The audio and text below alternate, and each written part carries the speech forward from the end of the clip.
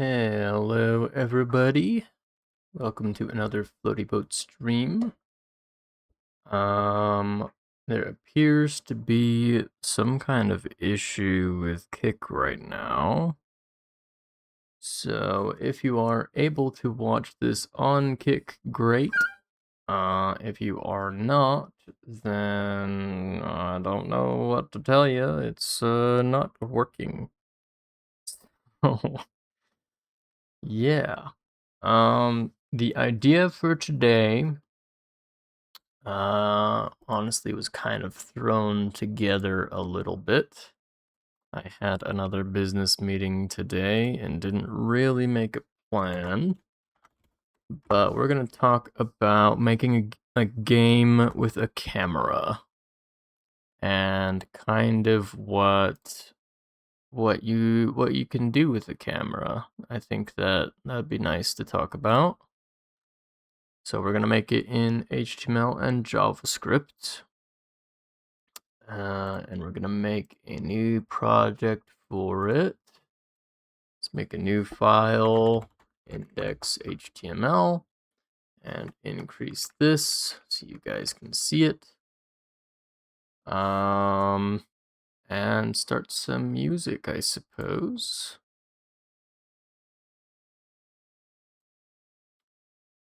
So I currently cannot see if you follow or chat on Kick, which is unfortunate, but there's nothing I can do about it.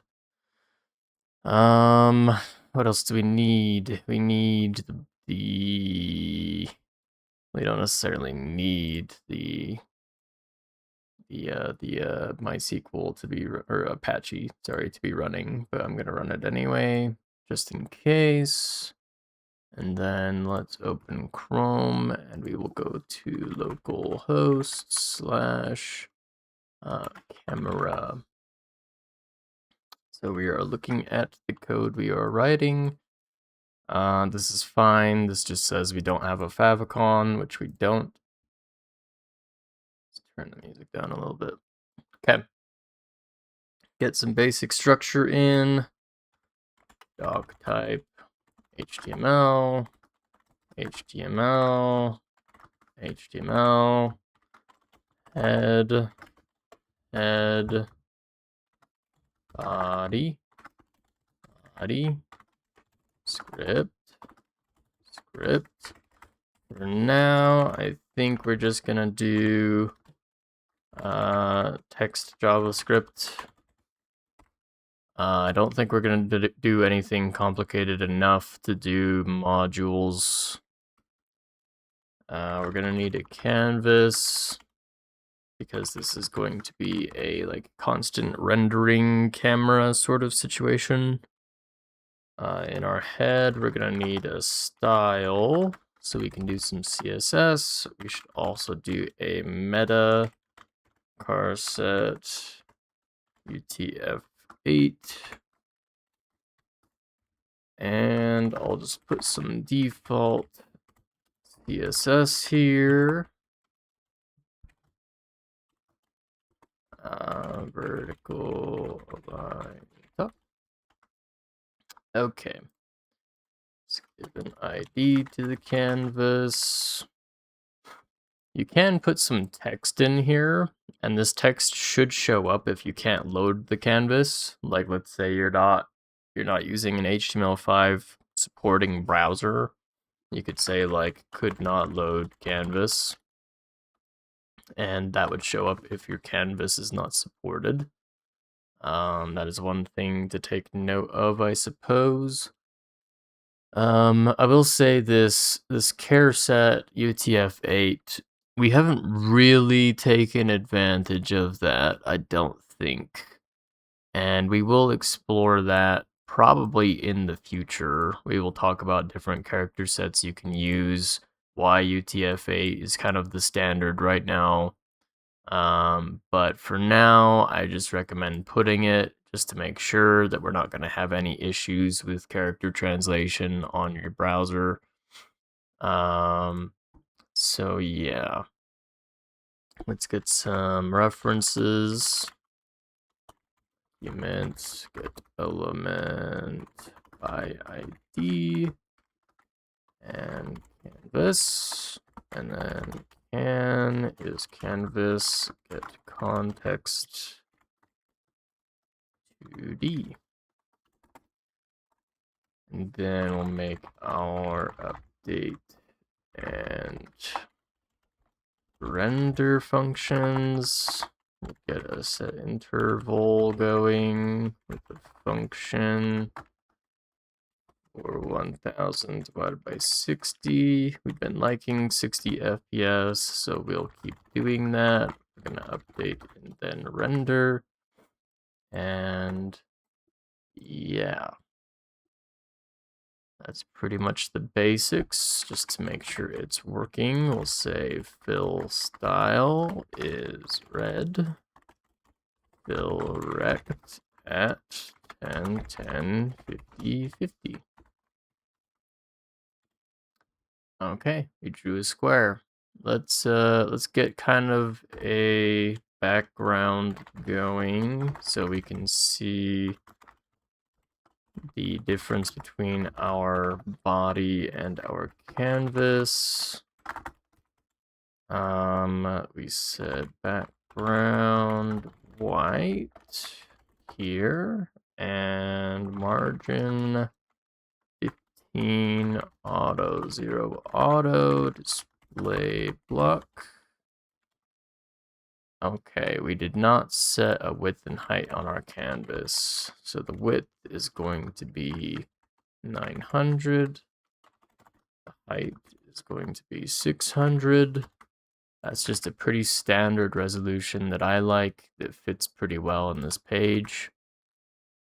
So yeah, it appears everything is working as intended.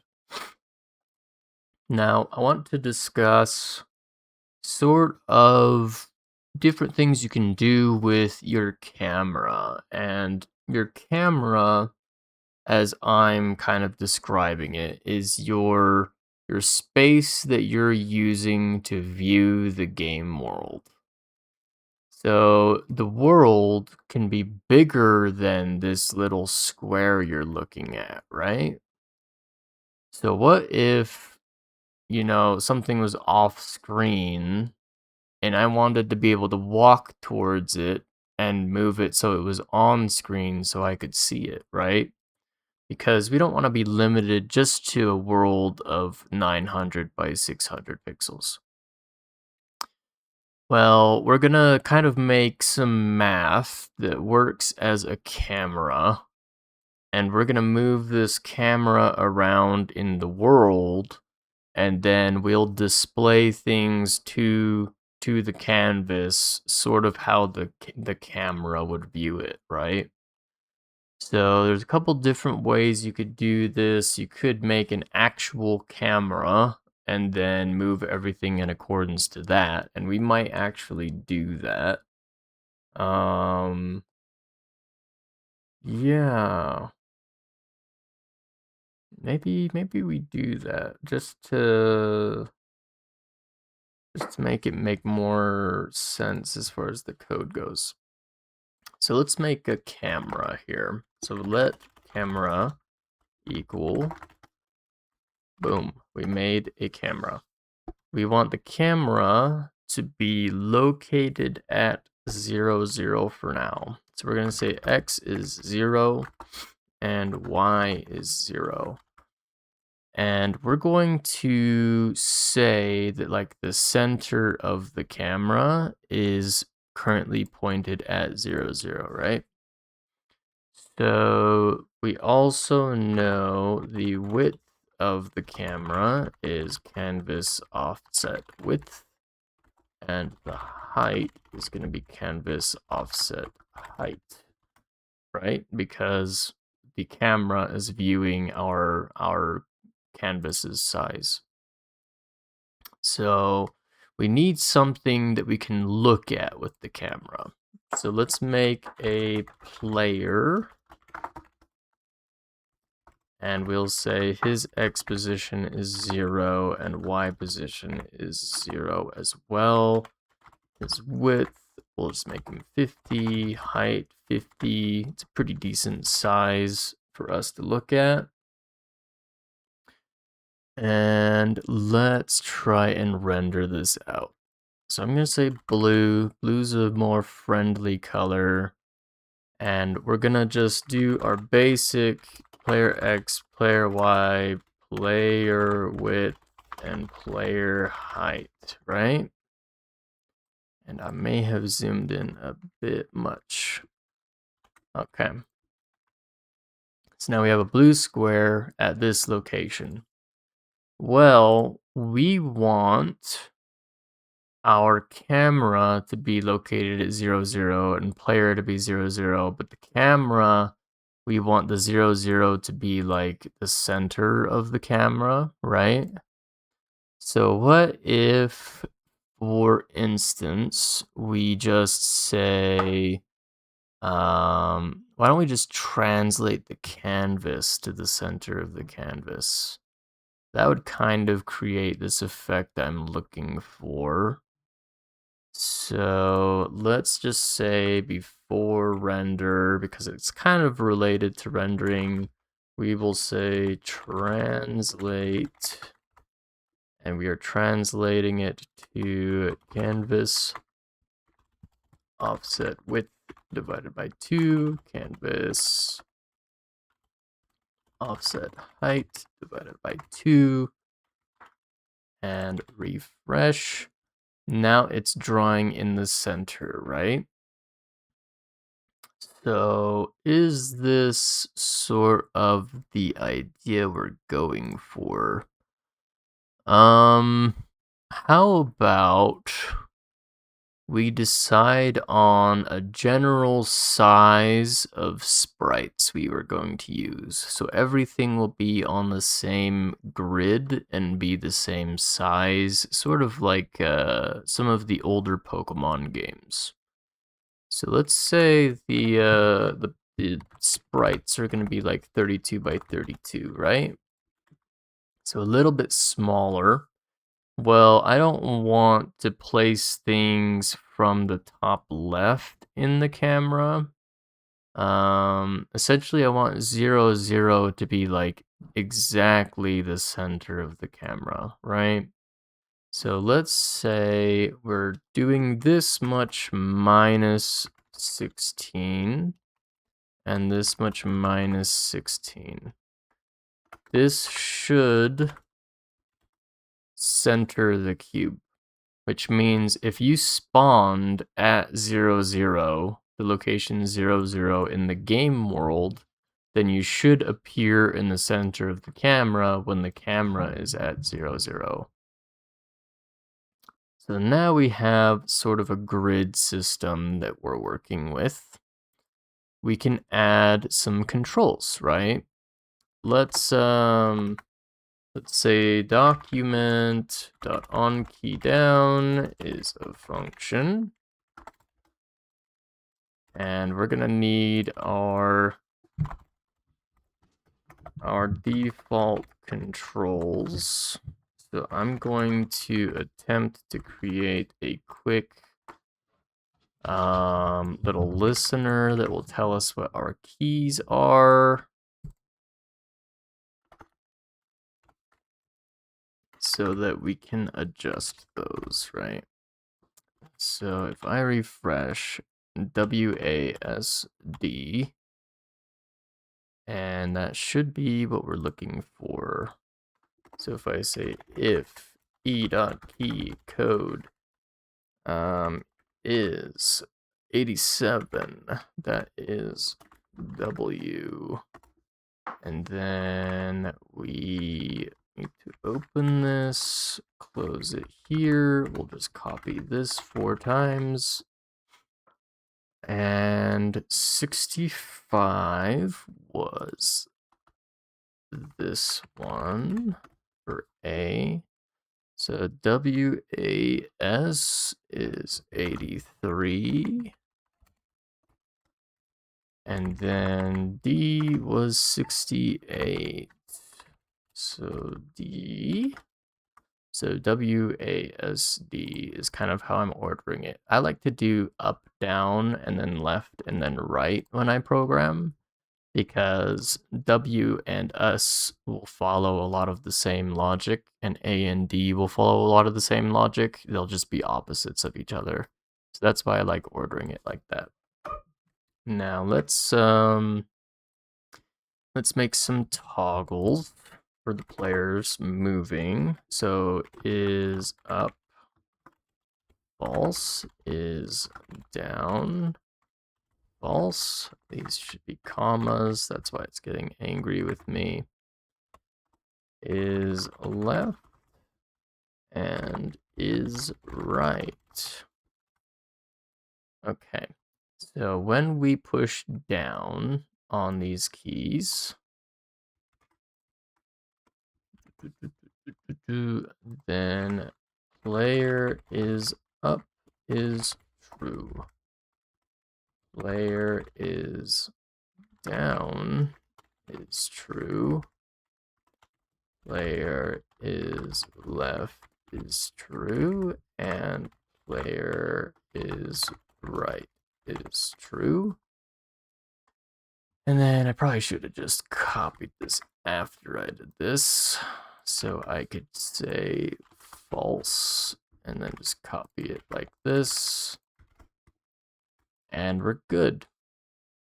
Now in update, we need to process the player's movement, right?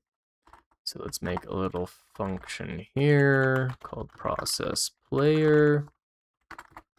And we will say player.x plus, you kind of need a speed for him to go. Let's give him a speed, and we'll say like 7. And this is all the wrong annotations. So plus equals player.speed. But that's only if player.is right. Then we're gonna do that. If player is up, then player.y minus equals player.speed. If player is down, player y plus equals player.speed. If player.is left, then player.x minus equals player.speed. Okay, so let's take a look at this. Now I push buttons and it moves around. We did not create a clear in our render, so let's do that. Clear rect 0, 0 canvas offset width canvas dot offset height, and we might need to move this to the left because we've translated it. So yes, we do need to do that. So we need this width and height, but we need to do it at this location and this location, divided by 2, divided by 2, and negative. Because we need to essentially undo this translate. However, I believe we need to add 16 to these as well. So let's break it out so you can see the entire thing. So let's add 16, and we'll see if that properly clears the entire view space. It appears that it is. Okay, so now we can move our player around the same way we used to, right? And this is increasing and decreasing the player's X value. So the way that we're moving it, though, is in a visual way on the canvas. We're adding and subtracting y according to the axes that the canvas has. But what if we don't want to tie our world to the canvas's axis, right? We want to make our own axis and then essentially draw in relation to that, right? So let's try and open Paint and see if I can explain this in a way that makes sense. So basically you have your canvas, right? And this is y increasing this way. This is x increasing this way. And we've translated it, meaning we've moved it from this point to this point, but it's still increasing down for the y direction, right? What if we want a world where we draw a character? This character is at 0, 0. But we want to put something at, let's say, like 1, 1 or something. And we want it to be y is up and x is right, increasing. And then we just want to manipulate the objects in the world on this grid, but we want them to display on this grid. So we need to make kind of a translation for our canvas to show this kind of world. And then we also might need to do some multiplication and stuff because we decided each of these squares is going to be 32 pixels, right? So if each of these are 32 pixels, then we don't want to manually manage these 32 pixels in our grid system. We want to say like this whole square is 0, 0, and this whole square is 1, 1, and ignore the size of the pixel values, right? So how are we going to do that?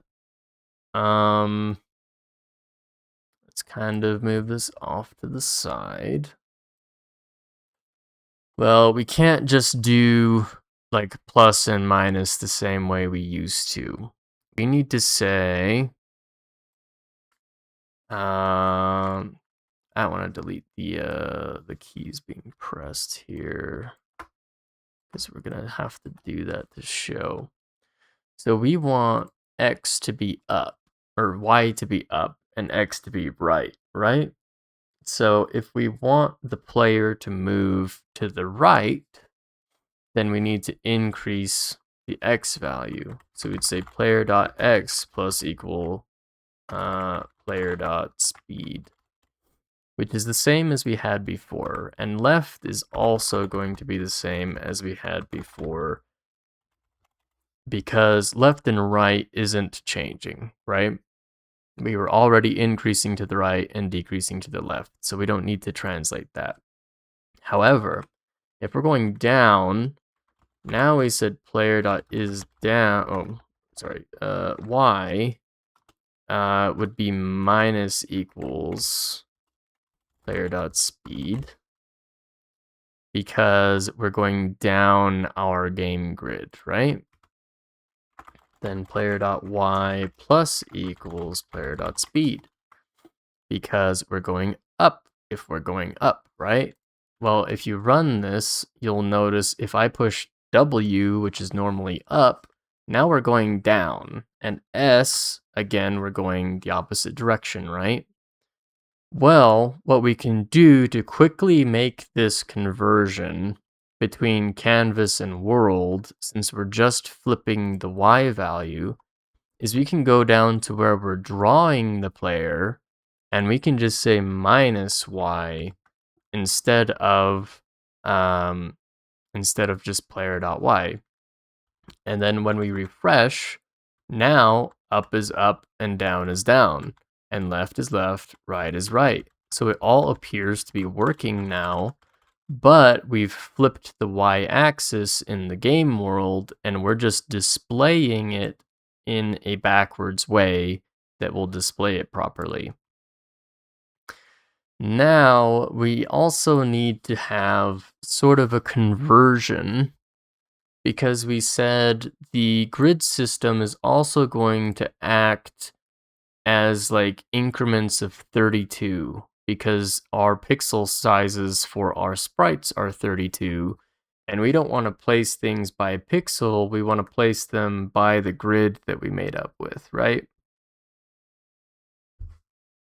So we are going to sorry, Reddit text. So we're going to change how things are displayed according to what the X and Y value are. So again, we're going to look at where we're drawing the player. And let's break this up a little bit because this might get a bit more complicated.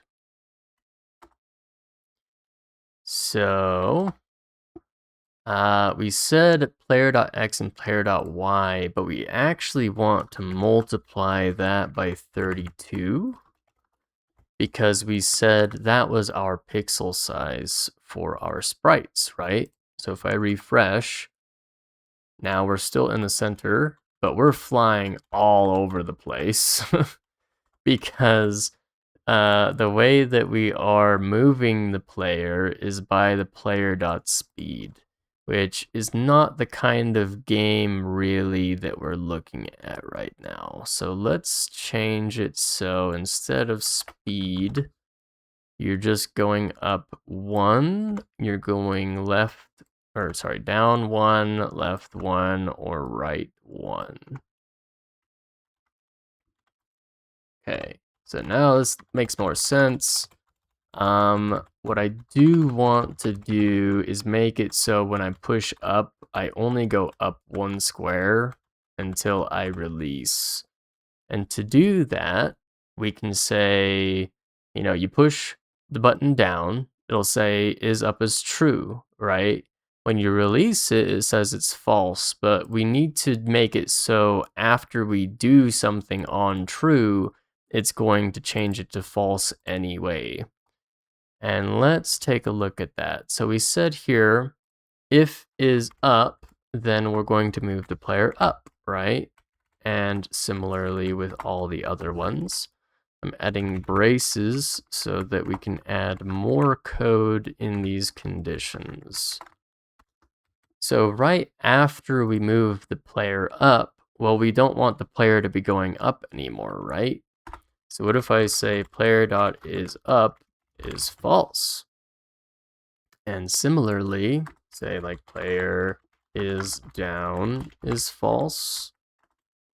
Player is left is false. And player is right is false. So here, right after we do the action that the button is going to do, then we're going to say we're no longer pushing the button, even though technically we still are. We don't want to act as though you are until you release it and press it again. So that's what we're trying to kind of emulate here. So if I push right, it goes right 1 increment of 32, and left, and up, and down. It's all the same thing. Now something you'll notice is, let's go all the way over here. If I hold the D key, eventually we will start skipping all of these bits of 32, right? That's because the way your keyboard works is you push a button, it fires on down. If you hold the button long enough, depending on what your settings are in your operating system, it will act as though you pushed the button entirely again. And there's nothing that we can do as a programmer really to manage that, because the operating system is pretending to do something that you're not actually doing. But in this case, this works just fine for us. We are able to have a small enough window that if I want to continue moving a direction, I have to keep pushing the button, or I have to push it and hold for a little delay before it starts jumping all of these squares, right? And you can also have another way to make it so people can't just spam like this is you can have a limit on how much a character can move per second. And in your update loop, because we're running 60 times per second, you can say how long has it been since they last moved. And if that time is less time than you would like it to be, then you just say don't move. And then they would have to continue holding the button until the time has expired, which would allow them to move again. And so that would allow limiting movement in, let's say, like an RPG or something that maybe you're networking and having it be like an MMO. Yeah. So now we're jumping these increments, right? Well, what if I want to be able to go off the screen and see more of the world, right?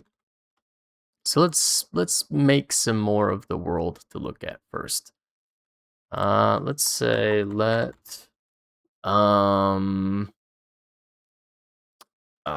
don't know, obstacle. And we're going to make an obstacle that you can kind of see in relation to the player.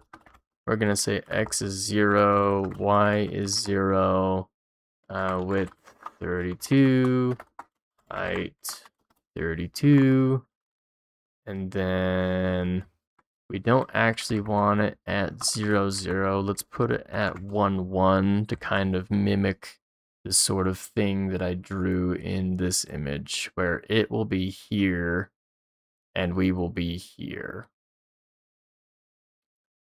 So we need to draw this obstacle, right? So what if I say this is the player, and let's make an obstacle fill rect. Let's also change the style. We'll say it's green.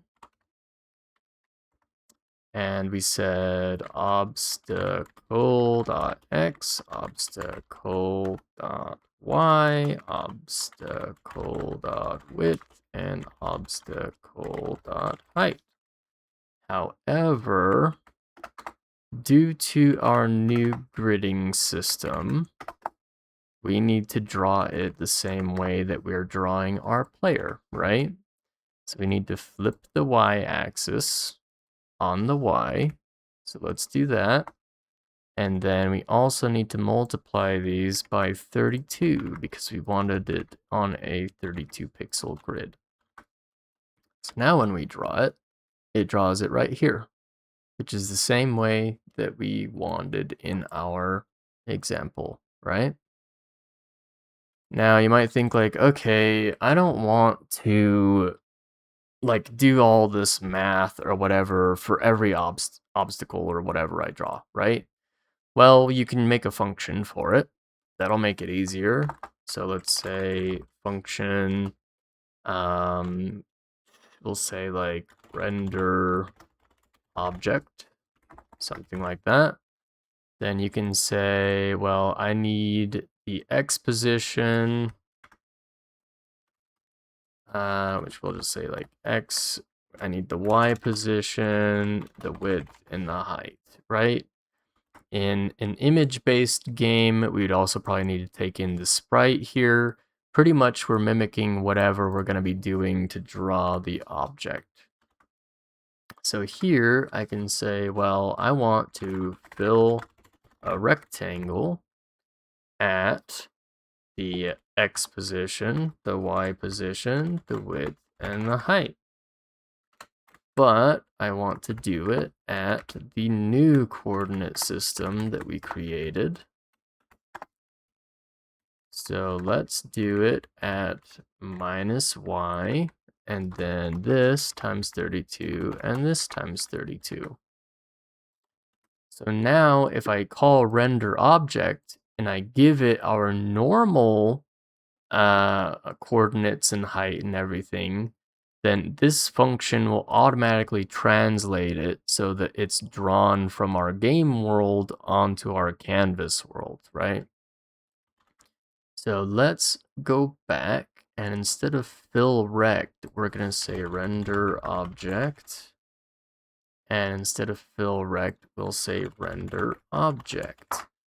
And then we'll remove the translations and flipping and all that stuff that we were doing before.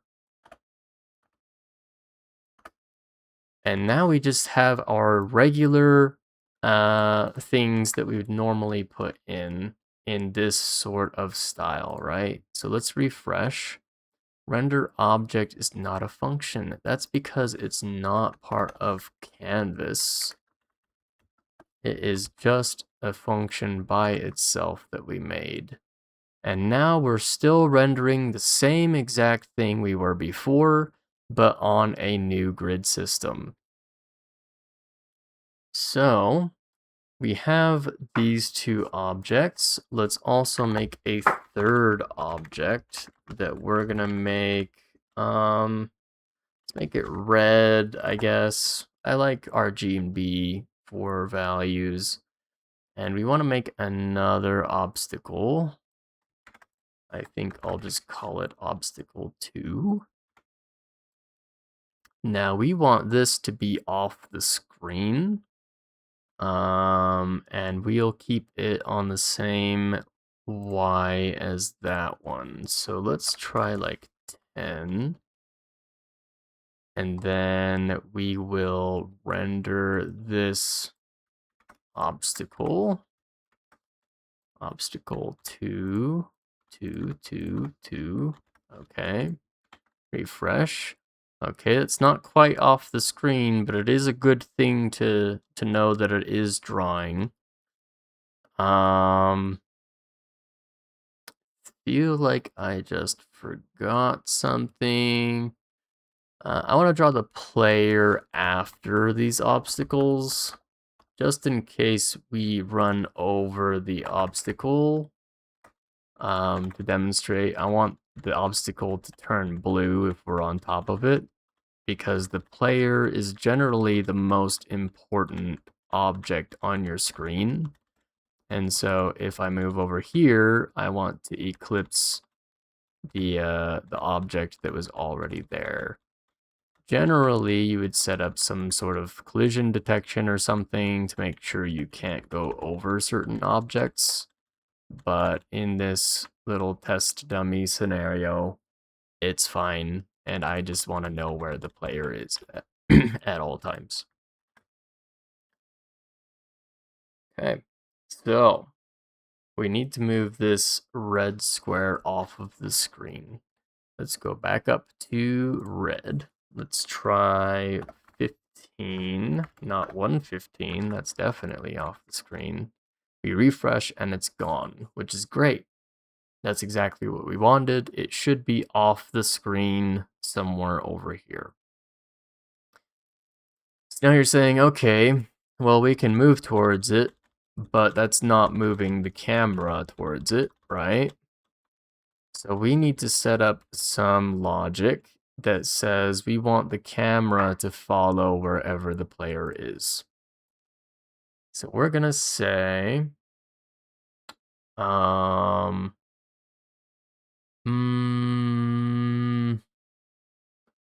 we're going to say when we push the up, down, left, and right keys, we probably should have these as more global and like a controls thing. So let's make a controls object, and this is just going to manage what buttons are being pressed the same way that our player was before. But I don't think the player should manage what buttons we're pushing. So instead of player on all these, we're going to say controls, boom, boom, boom, boom, boom, boom, boom, boom. And then down here where we're doing our checks, we need to say if controls is up, down, left, or right.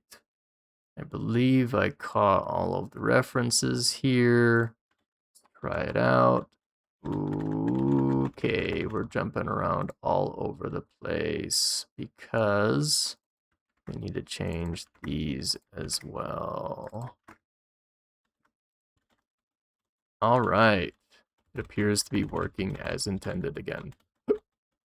So, we need to say when we push these buttons, we don't just want to move the player in the world, we want to move the camera as well. So we'll say camera dot x or y plus equals 1, camera dot y minus equals 1, and camera dot x minus equals 1, and camera dot x plus equals 1.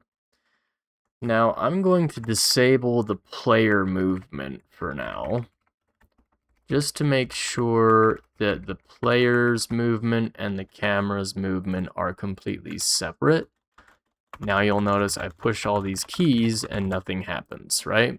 That's because nothing is moving in the world and we're not technically moving the camera yet. So we need to adjust the render objects function we made right here. We need it to do this in relation to where the camera is. So I believe we're just going to add or subtract our values of our camera to these and then multiply it by 32. So x, I believe we need to subtract camera.x. Y, let's just say subtract camera.y. We're going to have to play with this a little bit. The width and the height should still be the same. Let's just see if that will do it. Okay. So it is kind of creating sort of what I'm looking for. We need to add here instead of subtract. Okay. Now we also need to adjust sort of this. We need to do x and y. Maybe we need to multiply these by 32 as well. Let's try that out.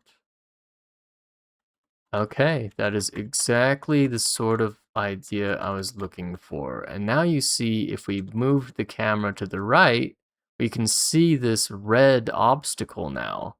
Camera to the left, camera to the right, camera up, camera down. And it looks as though we can now pan the camera around using our direction keys. So just some quick math. These are the size of your sprites.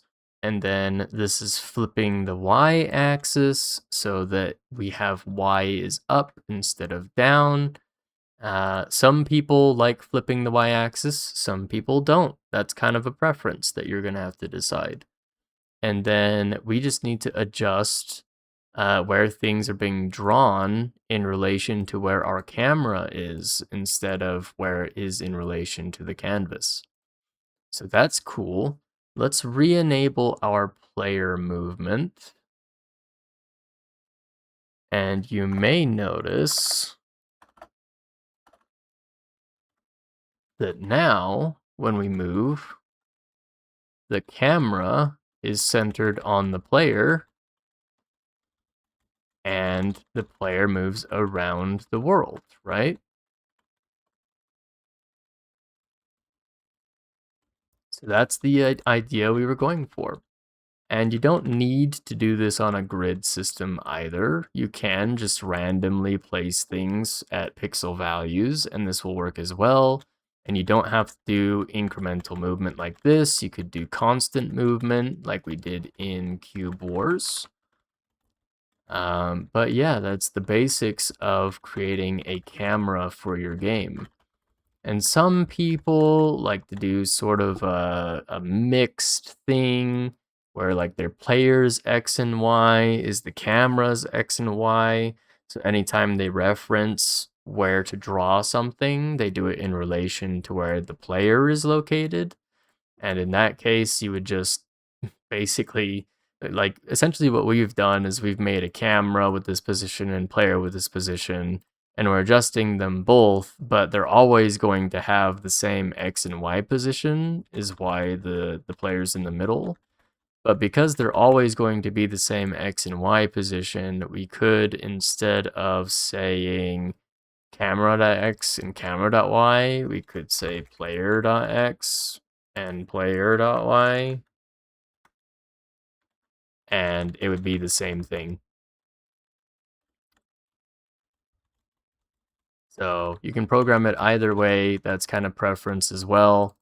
I like having a camera separate from the player because you can do some interesting things with the camera, and I like calling it a camera when I do those things. Hey Sam, hope your day's going good, man.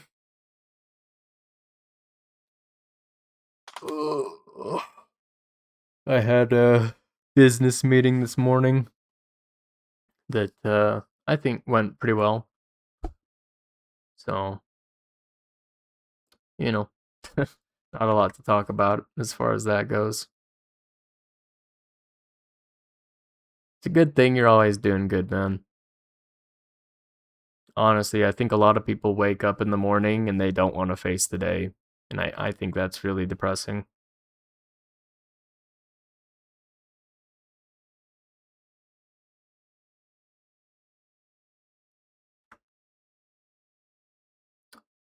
Um, Trying to think of what else I could show you with the camera other than just moving it around.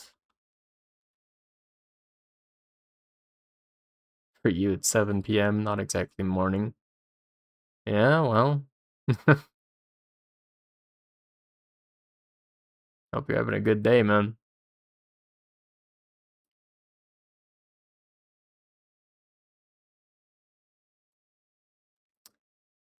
I guess we can kind of talk about like filters and things. What if I said like offset angle, something like this? We want to make sort of like a camera shake. Is shaking.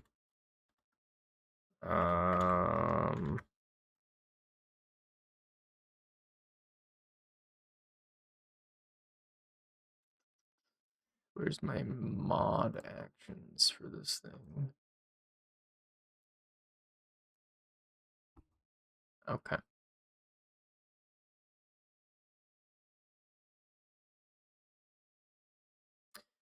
All right, so what I'm going to try and do is emulate sort of a camera shake here. Let's say,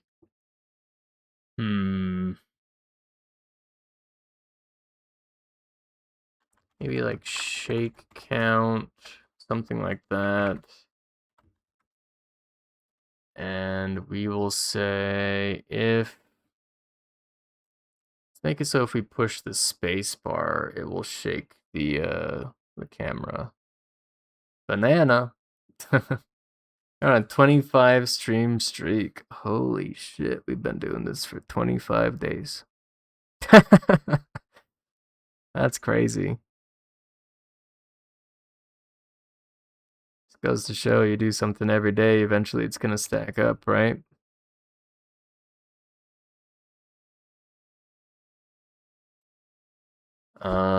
Okay, so we need to get the key for spacebar. I believe it's 32. Space. And we're gonna say camera is shaking is true.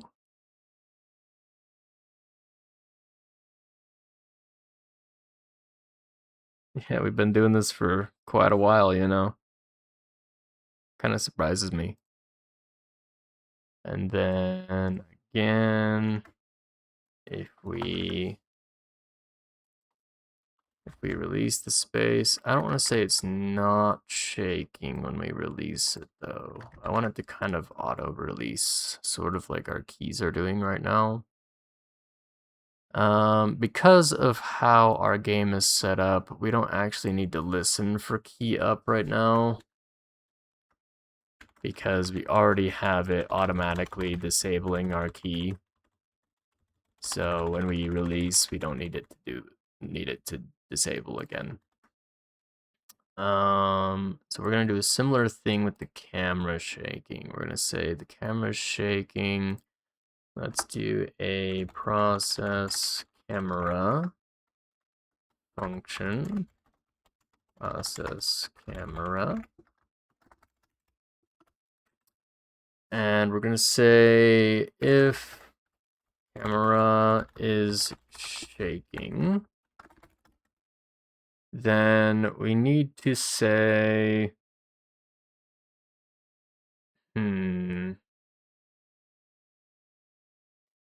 we sort of need a time manager for the camera to say what like frame of the shake we're on.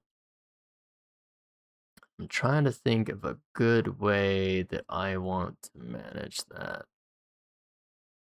So maybe the shake like frame here.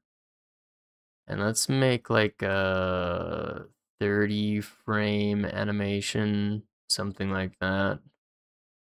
Will it be like 15 one way, like 30 back, maybe 15 back? Let's make like a 60 frame animation.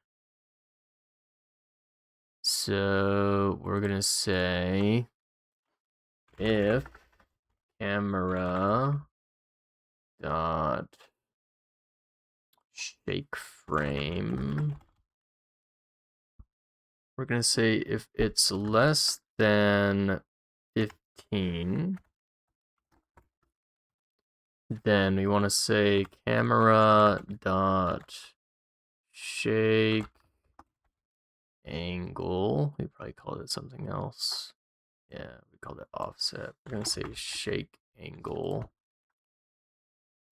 and let's increase it by a full degree. Increase or decrease? If I want it to go left, right, I think we're decreasing. So we're gonna minus equal math dot pi divided by 180. And then if camera dot shake frame is greater than or equal to 15, but is less than,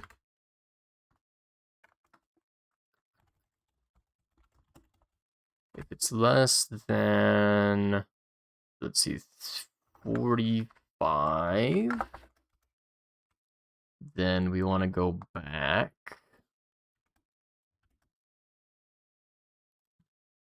that many degrees. And then again, if it's greater than or equal to 45, but less than 60, we want to go back again. And we only want to do that if it's shaking. If it is shaking, then we said it is shaking here. How about we just say, let's set some basic setup here. If the shake frame, no, we'll go back on this. let's set the defaults here. So camera dot shake angle is 0. Camera dot shake frame is 0. I believe that will kind of reset our animation when we push the space bar. And then after we do all of this stuff, if it's shaking, we need to say camera dot shake frame plus plus. So we're going to go to the next frame when we go to process it again. So then we can say before we render, right? We can say, how about we do a, what's up, Chili? Let's do a can.rotate by camera.shake angle. And we want a can.save. Before we do that, we're going to draw all of our stuff. And then can.restore when we're done.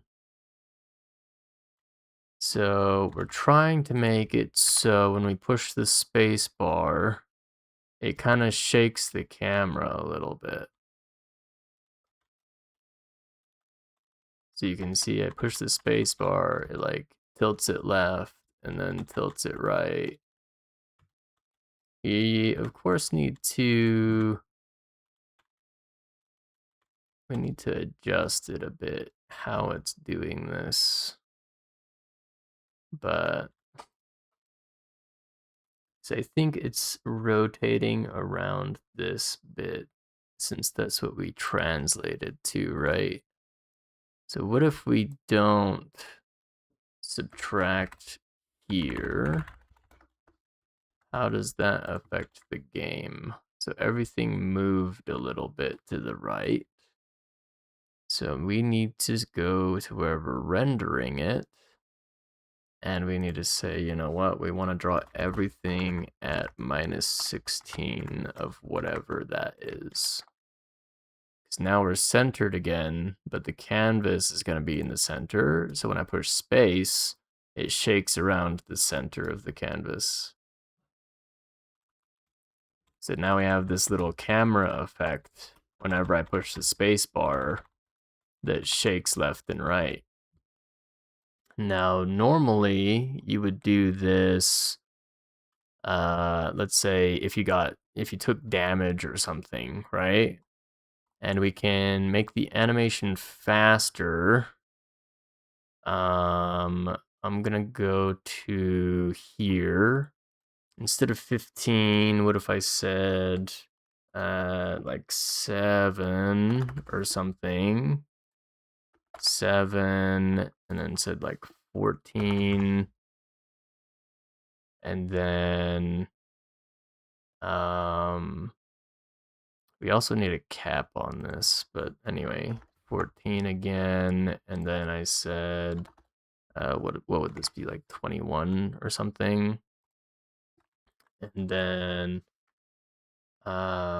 we can say else if,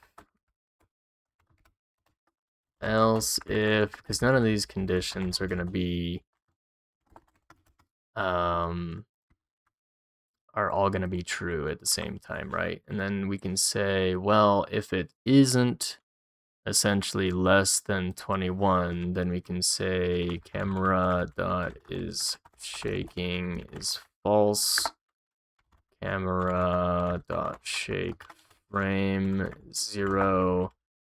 Camera dot shake angle is 0, right?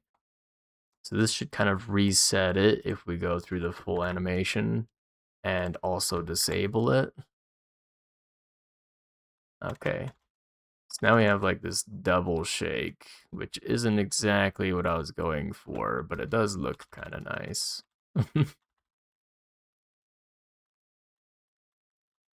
So you'll see this kind of effect, let's say in like Pokemon or something, if your Pokemon was poisoned, you used to get kind of this effect every so many steps. But it just does like a little shake, right? And I might not have made the shake perfectly, but it kind of shows what I was going for. So you can do that sort of thing, little camera animations with shakes and stuff, or you can have like a filter. So let's say filter, and I'm gonna say RGBA. I'm gonna say no red, no green. We'll say blue, but I only want a very small amount. And I kind of showed this the other day, but we can kind of show it again. What if I render across the whole canvas? So we'll just do a basic fill rect at minus canvas dot offset width minus canvas offset height, canvas offset width, canvas offset height. And then we're going to divide this by 2 because we're only going halfway into it. Break it so you can see. Okay. So we're going to fill a rect, but we're going to do fill style is camera dot filter. Now if we look at it, RGBA is not defined. Ooh, it doesn't like RGBA. Oh, it's because I didn't make it a string. That's right. Where is it? Camera. Here. I need to make this into a string because that's what the fill style is being set equal to. So now you see, well, first of all, we have this giant blue square, which is not what we were going for. Because our clear rect is off by 16 pixels now, since we did that little adjustment before. Okay, so now you see everything is like a little bit bluer, right? And even if I do the screen shake, okay, the screen shake's not working right, but we will do the filter before we do the screen shake. Will that work? No, we'll do it after we restore back to default settings. That should work. Oh.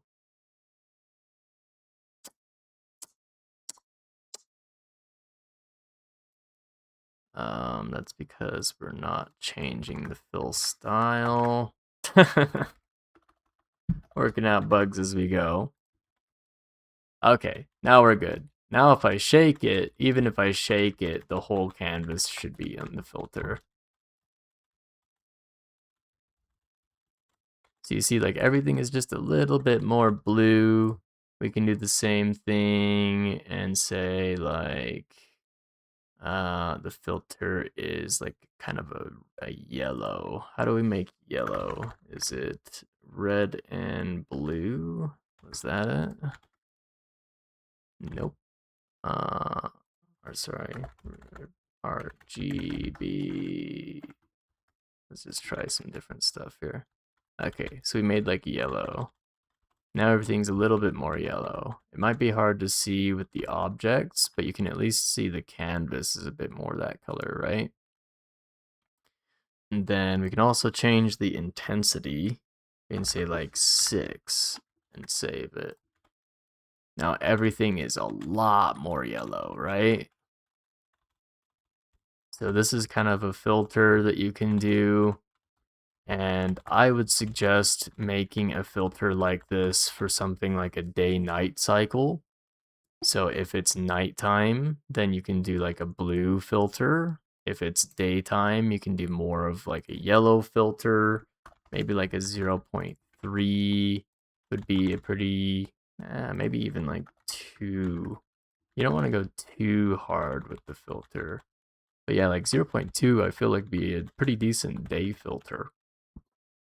And this allows you to add just a little bit of a tint to your sprites without actually making new sprites for every time of day. And that can save you a lot of time. You can do a similar thing in Java. Pretty much everything I'll show you in JavaScript, you can also do in Java, which is very convenient. I want to go back to a blue filter. And we will try that out. Okay, so you could see how this would make it look a bit more like it's nighttime, right? So 0.2 seems to be a pretty good value if you want to just copy more or less what I'm doing. But yeah, we have camera animations, we have filters. What else can you do with a camera? You could do like a flip. We'll say like flip. Or like is flipped. We'll say is false. And I need a comma, which is why it's indenting this. Okay, so maybe instead of this is shaking stuff, why don't we say camera dot is flipped equals not camera dot is flipped. And what this is gonna do is it's just gonna flip it. So if it was false, then it'll be true. If it was true, it'll be false.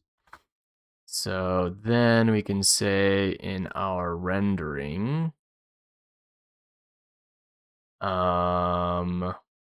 let's look at our render object. We can say if camera dot is flipped, then we'll do this, else we'll do what we normally were doing. And we should be able to just do the same thing, but flip the Y. Something like that. So if I flip it, now we're like flipping over the Y-axis, and like up is down, down is up. And we have the positioning off a little bit, which is why we're flipping sort of wrong here.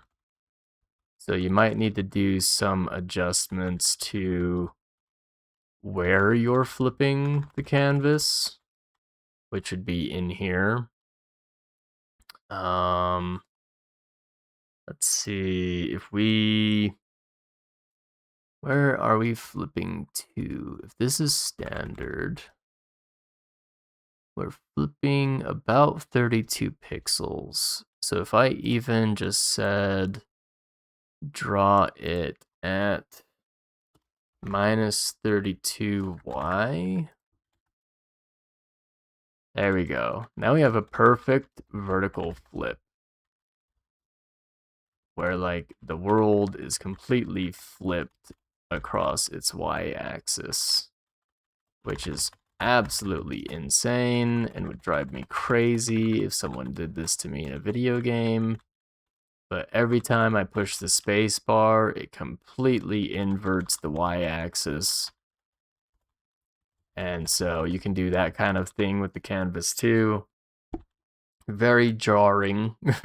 I would only do this under very specific like status conditions or something. Perhaps you want to make it so if someone's running towards something, they run away from it for a second, and you want to do it in like a very jarring fashion for the player, like some sort of PvP status that you can inflict on another player. Then this way, if they're running towards you, then when you flip their camera, they should be running away from you by pushing the same keys. And it'll also be really jarring because it flips their camera and then it'll flip it back after so many seconds, which again will kind of mess up their inputs. But yeah, that is an option you can do. Do I recommend it? Probably not, because it is so jarring, but it is a possible thing you can do. Let's see. We kind of talked about filters. We have a movable camera now.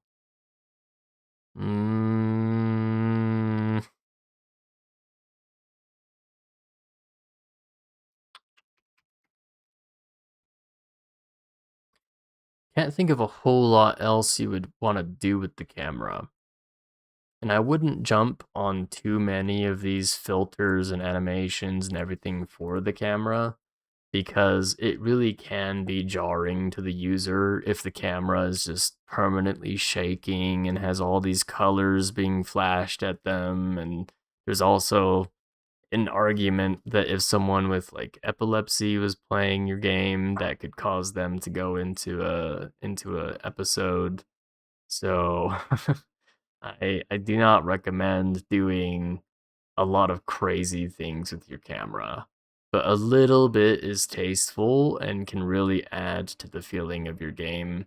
So like if you take damage and you get your little camera shake, I think that's a pretty good touch. So let's go back to having that little shake. So this little shake is like, oof, I hit like an obstacle. Oof, I hit an obstacle. You know, it gives just that little bit of flair there. Or if like you take damage, then it's like, ow, and maybe you like stutter away a step or two. Because you were like shot by an arrow or something and you want to show it had some oomph behind it. So this little camera shake will get a lot done as far as that goes. And then like day-night cycle is a good way for filter. Another thing is like, let's say, I don't know. Let's say like some sort of like celestial being was here or something, like an angel or whatever. You could use like the camera filter to make everything just brighter, just like add white to everything. And it'll kind of give off this like eminence feeling of like, oh my gosh, when I'm around this thing, everything is brighter, right? And similarly, if you had like a demon or devil or something, and you're like, I want to make everything darker, then you could add black to everything, and it would give kind of an edgier feeling, right? So that's other ways you can use the filter. The camera shake. Another thing that can be used for is, let's say you're moving around the world, right? And you enter a section of your world and you want a cutscene to happen, but you don't want the player in the cutscene. Well, you could say, because our camera and player are separate, which is why I encourage this way of having them separate actually, is you can disable the player's keys and you can automatically take control of the camera's position. And you could say like, when I hit, let's say this red square or whatever, disable all of the player's keys, move the camera to the right so many like steps, and then you could have automated movement of like, you know, animations for characters moving and talking or whatever. And then when your cutscene is done, you can have automated movement of the camera back to where the player is in the center, and then re-enable the player's controls so they can move again. So that allows you to like look at the world separate of where the player is, right? And then another thing you could do with the camera is instead of um like automatically statically being pointed at something, you could also have it kind of follow that thing. So instead of the player being permanently in the center here, you could say if the player moves right, then I have like a boundary box that he's willing, like he's fully able to move around in. But once he hits the edge of that, then the camera will start to shift to follow the player. And you can use our collision logic with the edge of the canvas, like a similar sort of thing to make that little movement box. And that gives the player a bit more of a like free feeling that they aren't completely bound to the camera. And it's more like someone's trying to follow the player with a camera than having like a laser pointed at them that is the camera and it's always pointed at them. So if you want to give off the effect that the player is being followed by someone, or if you just want a smoother movement sort of effect, then I would recommend doing that sort of situation where you have that little freedom box of movement before the camera moves. But yeah, I can't really think of what else to talk about with the camera at the moment. But this will unlock all sorts of game ideas for you. Now your world is literally limitless. You can make your world as big as you want, and you can just explore the world in a non-static way, right? You can put things off the screen, and you can move towards them from off the screen. And you see this sort of system in something like an MMO, or really like pretty much every game that's released these days. You don't really see these static arcade games anymore where everything is contained in the default window. And that's how they do that.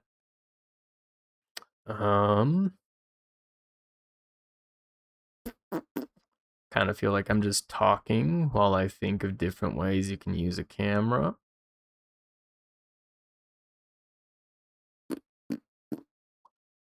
Hmm.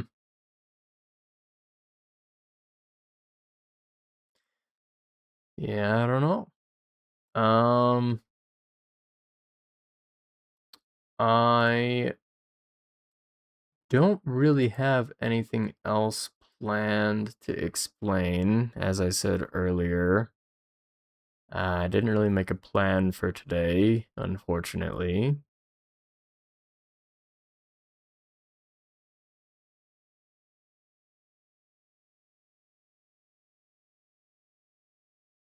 Hmm.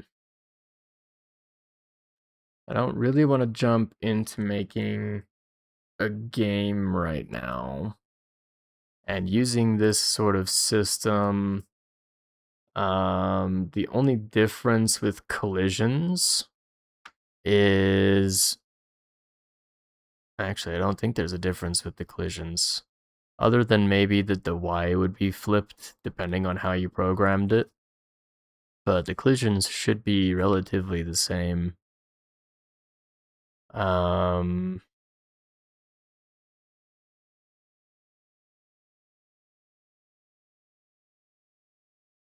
yeah. Honestly, I think I'll probably wrap it up for the day. I know it's a really short stream, but I don't really want to jump into a game right now. I've explained something new that you guys can take and add into your games. And this really does unlock a lot of potential because like I said, you can make your world infinitely large now. So it is a good thing that I showed you this. And then the camera thing is convenient for like filters and shaking and all that. Hmm.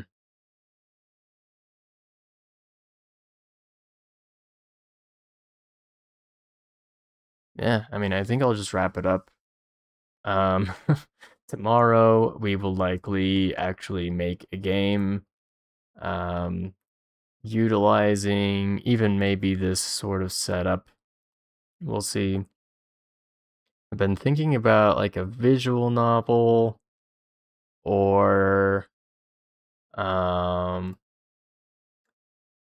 thank you, Gatuno Neptuno for following. I'm sorry if I butchered your name. um, I really appreciate you following. We are trying to reach affiliate, and so every follow makes a big difference, you know. But I do think I'm gonna wrap it up. It was a shorter stream today. We'll probably make a longer one tomorrow, making a game. Like I said, possibly a visual novel or something like Geometry Dash, maybe. That could be fun. So, yeah, I'm going to wrap it up. Thank you all for coming. Thank you again for following. And I will see you all tomorrow. Just a little reminder, all of our previous streams are on the YouTube. I can only store about a week of history on Twitch in the VODs. So if you are wanting to learn more about something that I did or reference, like if I reference Cube Wars or something, you will probably find Cube Wars on the YouTube. It will likely expire from Twitch if it hasn't already. So I recommend checking out the YouTube. And with that, again, Kick like wasn't working today, so I'll have to fix that later. I don't know if I'm even streaming to it or not right now. But yeah, I hope everybody has a good morning, good afternoon, and good night wherever they are in the world. And I will see you tomorrow. Goodbye.